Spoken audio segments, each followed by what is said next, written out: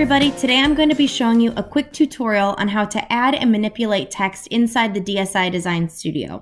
So I've uploaded this beautiful image onto my template, and what I love about it is that there's all this open space in the corner where I could potentially add text. So I come over to my left sidebar and I make sure that I go into my text tab, and what that will do is pull up a bank of text shapes and font options also. So I'm going to click on Anton because it's a good bold text to start with, and I'm going to increase the size of this.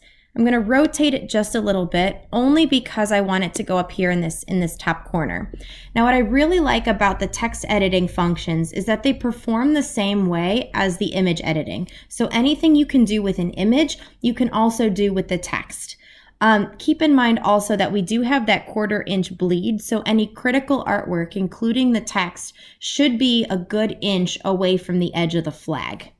So after I've put this where I want it to, I'm going to look at some different styling options. I'm not really a fan of how Anton looks on this particular flag, so I'm going to drop down my font options, and I'm going to look at some other choices that we have, and I think that I really like this Alex brush, so I'm going to leave that as it is.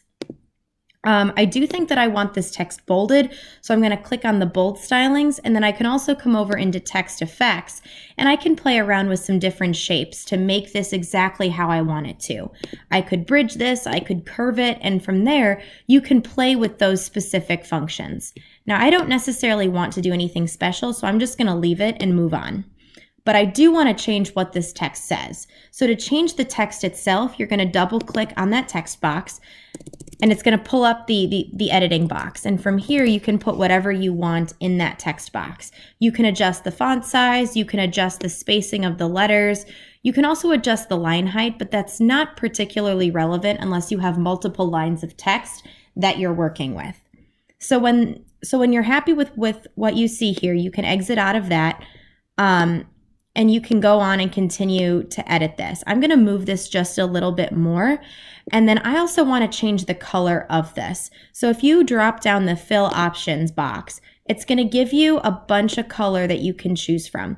So I think I want this nice brown because it looks more vintage and antique-y. And to make this layer look more like a part of the layer behind it, I'm going to drop the transparency down to about 45%. and exit out of that.